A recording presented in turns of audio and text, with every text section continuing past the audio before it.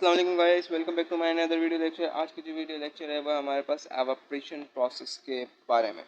ठीक है, तो आज की जो बारे में हम जो पढ़ेंगे वो है एवापोरेशन प्रोसेस। सबसे पहली बात तो क्या एवापोरेशन आप सबको समझ पता होगा, क्योंकि आप क्लास 1 to 5 के 6 7 में तो अपनी पढ़ी होगी एवापोरेशन के बारे में। और ये टॉपिक कंटिन्यूसली क्या कहते हैं वो हो रहा होता है, बार बार आ रहा होता है, तो इट्स मीन आपको आना चाहिए। तो एवापोरेशन प्रोसेस का मतलब क्या होता है? सबसे पहली बात यहाँ पर ये डेफिनेशन लिखी हुई है, इस डेफिनेशन को भी पढ़ लेते हैं, पुरानी डेफिनेशन भी याद रखेंगे। इस डेफिनेशन का क्या सीन है असल में, जो यहाँ पर लिखा हुआ है उसको ज़रा पढ़ लेते हैं। इस चीज़ को मैं हाईलाइट कर रहा हूँ।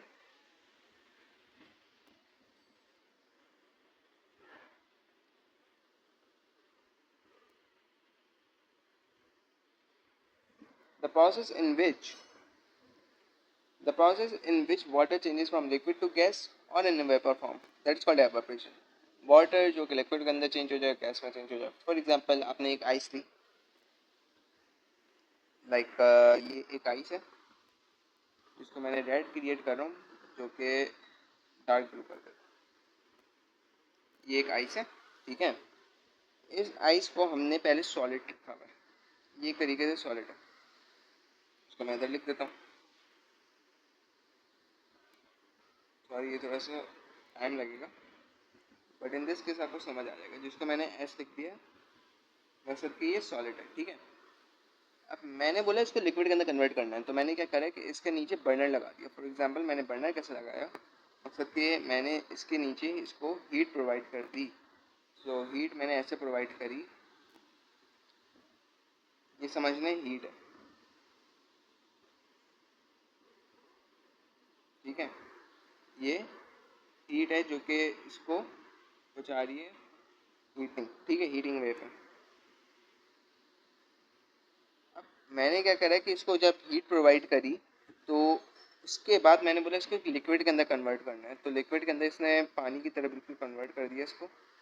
इसमें पानी में कन्वर्ट हो गया। फिर उसके बाद मैंने बोला इसको अब लिक्विड में कन्वर्ट हो गया, तो मैं इसको थोड़ा सा और ज़्यादा हीट प्रोवाइड कर देता हूँ। हीट प्रोवाइड की मैंने, जब हीट प्रोवाइड ज़्यादा करी तो वो गैस में कन्वर्ट हो गया।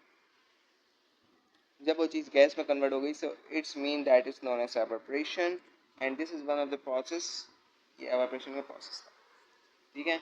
मतलब एवापोरेशन की डेफिनेशन को डिफाइन करें, दैट्स नॉट कॉल्ड प्रोसेस। अब यहाँ पर अगर आप देखो, इतनी बड़ी इन्होंने जो एक एग्जांपल बताई है, अगर इस एग्जांपल के ऊपर थोड़ा सा गौर और फिक्र करो तब बात समझ आएगी। In our common observation that wet cloths dry in sun due to the evaporation. The water in the wet cloth takes heat energy from the sun and get evaporated. Similarly, water taken from sea is kept under the sun for a long period of time, leading to evaporation of water molecule and has a result common salt in form which is left in remnants.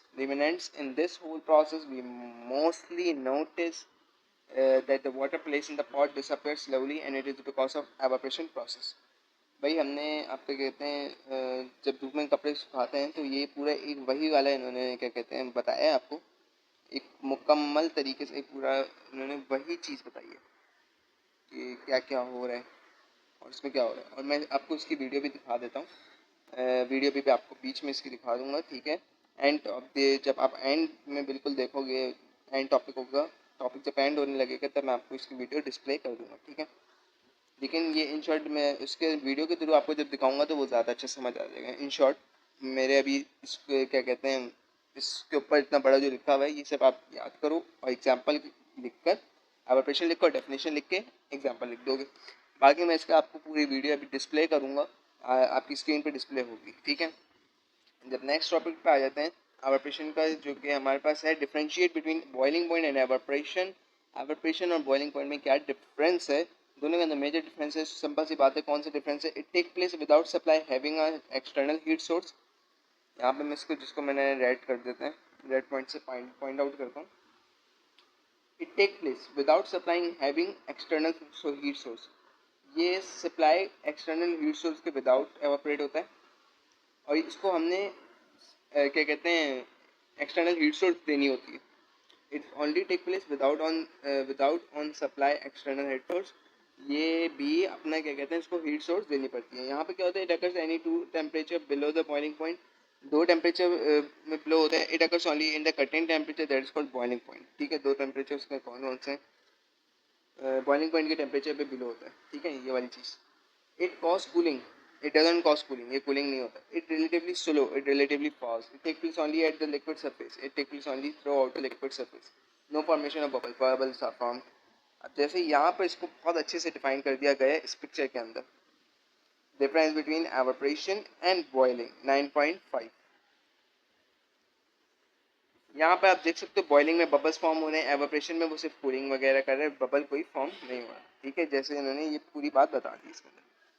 बहुत छोटे topic है, 5 to 6 7 minutes का है। ठीक है, solvent और freezing boiling point दोनों की हम यहाँ पे इन्होंने लिखी हुई है। फ्रीजिंग पॉइंट वाटर की कितनी होती है, 0.0, और 100 डिग्री सेल्सियस जो होती है वो बॉइलिंग पॉइंट होती है वाटर की। एसिटिक एसिड 17.0, 1180, 118.1, बेंजीन की 5.5, 80.2, -63.5, 61.5 क्लोरोफॉर्म। इथेनॉल की होती है 114 और 78.4। अब यहाँ पे आती है बात evaporation cause cooling, how. So the simple way, when the evaporation occurs, the molecule water with the greater kinetic energy escape from surface, so the molecules of water with the lower kinetic energy are left behind. So this result decrease in the temperature of water, hence the evaporation cause cooling. The one of the most difficult reason ये आपके पास आ सकता है और ये exam में भी आपको लिखने को होगा अगर ये एग्जाम में आ गया। फॉर एग्जाम्पल किसी भी सब्जेक्ट में, इसका मतलब क्या है कि जब एवाप्रेशन होती है सो द मॉलिक्यूल जो काइनेटिक एनर्जी ग्रेटर होती है, क्योंकि kinetic energy the molecules of water with greater kinetic energy, molecules of water जो है H2 जो है उसकी ग्रेटर काइनेटिक एनर्जी होती है, तो उस पर escape फ्रॉम सरफेस, इसके क्या कहते हैं, भागते हैं सरफेस से। सो the molecule of water with lower kinetic energy, molecule of water जो कि लोअर काइनेटिक एनर्जी के होते हैं वो पीछे छूट जाते हैं। जैसे आप समझ लो एक रेस में एक लड़का भाग रहा है, फॉर एग्जाम्पल जिसको मैं ऐसे बता देता हूँ कि एक लड़का भाग रहा है और उसका तकरीबन अच्छा खासा एनर्जी है कि ये भाग सकता है, बहुत ज़्यादा भाग सकता है। इसने बाकी क्या कहते हैं जो दूसरे थे उनको पीछे छोड़ दिया। यहाँ पे अगर आप देखो तो उनको पीछे छोड़ दिया। ठीक है, अब जब ये पीछे छोड़ दिया तो यहाँ पर ये वाली स्टेटमेंट आती है, so the molecule of low kinetic energy are left behind, ये वाली स्टेटमेंट आती है। ठीक है, अब यहाँ पर ये जो है whenever the molecule water with greater kinetic energy, जो ग्रेटर काइनेटिक एनर्जी होती है वो सरफेस से भाग जाती है। जो ज़्यादा काइनेटिक एनर्जी, फॉर एग्जांपल जिसके पास ज़्यादा ताकत हुई तो वो आगे भाग गया।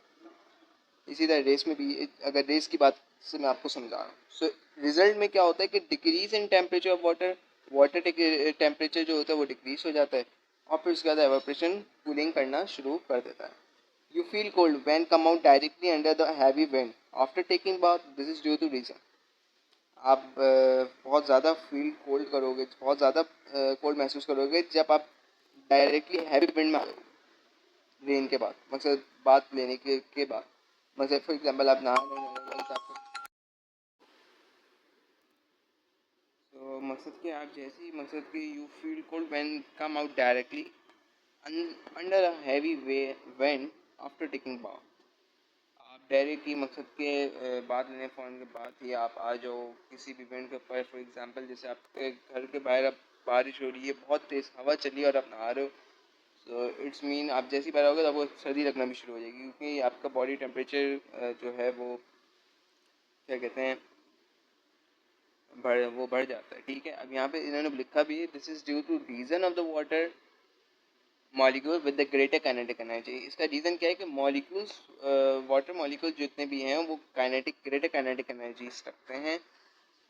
ग्रेटर काइनेटिक एनर्जीज की वजह से वो आपकी स्किन सरफेस से स्केप हो जाते हैं, while the molecules with the lower kinetic energy, जो लोअर काइनेटिक एनर्जी होते हैं वो लेफ्ट बिहाइंड चले जाते हैं, मतलब कि पीछे रह जाते हैं। This lower the temperature of water at your skin and you feel cold, आप इसकी वजह से कोल्ड फीलिंग करते हो।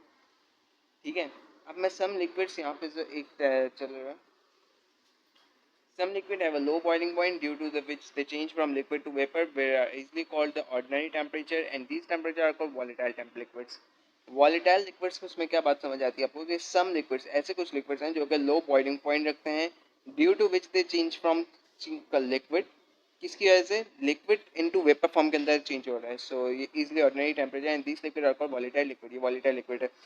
अब यहाँ पे कोई एग्जांपल लिखा हुआ है, methylated ether has a low boiling point if little amount of methylate spread is taken on our hand it evaporates rapidly and our hand is instantly cold to change spread। इसकी भी मैं आपको videos display कर दूंगा। ये video अगर display हो जाएगी सो इट्स मीन आपको बहुत अच्छे से समझ आ जाएगा। मैं भी इसको समझा देता हूँ। मिथिलेट ईथर हैज़ अ, ये एक एक्चुअली मिथिलेट ईथर एक फंक्शनल ग्रुप है।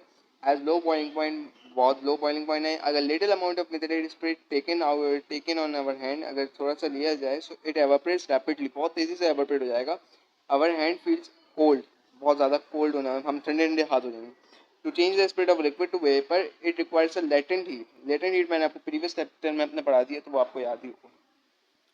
which is observed from our hand, thus our hand loses heat and we feel cool, हम cool feel करते हैं। Water also kind of to become the cold, but it is not felt as a spirit. This water has a higher boiling point than spirit, so it evaporates slowly at the temperature of our hand and hence it does not cause the scalding effects। A factor which influencing the surface evaporation, जो influencing मतलब के factors जो influence करते हैं surface evaporation पे, वो factor कौन कौन से हैं भाई? सिंपल से हैं ये, टोटल छः हैं। सो ज़रा छः पे देख लेते हैं। टेम्परेचर, अगर टेम्परेचर इंक्रीज है सो एवापोरेशन आल्सो इंक्रीज है। विंड स्पीड, अगर रेट ऑफ एवापोरेशन इंक्रीज है सो विंड स्पीड भी इंक्रीज है। सरफेस एरिया ऑफ लिक्विड, अगर रेट ऑफ एवापोरेशन इंक्रीज है तो सरफेस एरिया ऑफ लिक्विड भी इंक्रीज है। ये बहुत आसान है और ये आता है लिखने के लिए, क्या कहते हैं एग्जाम में। ह्यूमिडिटी, अगर रेट ऑफ एवापोरेशन डिक्रीज है तो ह्यूमिडिटी इंक्रीज है। नेचर ऑफ लिक्विड, अगर नेचर ऑफ लिक्विड अफेक्ट मकसद के liquid with lower boiling point have a greater vapour pressure and evaporates more rapidly, जो मैंने यहाँ पे चीज़ पढ़ी। Nature of liquid also affect the rate of evaporation. Liquid with the lower boiling point having a greater vapour pressure and evaporates more rapidly, बहुत तेजी से rapid हो जाता है। Solute concentration, salty water evaporates more slowly than pure water. Salty water जितने भी होते हैं, खारा पानी जो उसको कह सकते हैं आम जुबान में, वो एवापोरेट ज़्यादा जल्दी होते हैं एज अ प्योर वाटर के थ्रू। ठीक है, ये हमारे पास एक टॉपिक है, कंप्लीट हो गया। और यहाँ पर सेल्फ असेसमेंट क्वेश्चन है, वो आपको खुद ही करने होंगे। ये अगर करने हैं, आपको करना चाहते हैं, वैसे तो आते नहीं है बोर्ड में। ठीक है, बाकी थर्मल एक्सपेंशन के उसमें हमारे पास ये अब टॉपिक रहेगी, उसको हम कंप्लीट कर देंगे इंशाल्लाह बहुत जल्द। और वीडियो डिस्प्लेइंग की थोड़ा सा वेट कीजिए, वीडियो डिस्प्ले होने वाला है। जो आपको मैंने क्या कहते हैं, ये वाले जो एक एग्जांपल इसकी वीडियो और एक एग्जांपल ये वाली जो है, ये वाली एग्जांपल की मैं वीडियो आपको डिस्प्ले कर देता हूँ। अभी आपके स्क्रीन पे शो होना शुरू हो जाएगी। तब तक के लिए आप क्या कहते हैं, सब्सक्राइब करें चैनल को, शेयर करें, लाइक करें जितना हो सके, और हमारे कंटेंट को जितना शेयर कर सकते हैं करें, क्योंकि बिकॉज ऑफ हमारे कंटेंट में बहुत से ऐसे ऑफर्स स्किल्स हैं जो कि आप लोग अभी अनलॉक करेंगे। And how you will unlock, ये हम आपको बता देंगे कैसे करना है आप लोग को अनलॉक। क्योंकि इसलिए सबसे पहले आपको सब्सक्राइब कर लें। और मैं आपको एक ऐसा लिंक भी दे रहा हूँ जहाँ पर फ्री कोर्सेज अवेलेबल हैं, फ्री कोर्सेज। अगर किसी को वो लिंक चाहिए हो, कुछ भी लिंक चाहिए हो, so only just comment me, link के नाम से कमेंट कर दें आप। सो मैं आपको वो लिंक फिर आप मुझे जब कमेंट कर देंगे तो फिर मैं आपसे कांटेक्ट करके लिंक शेयर करता हूँ। तब तक के लिए अल्लाह हाफ़िज़। Subscribe my channel, follow YouTube.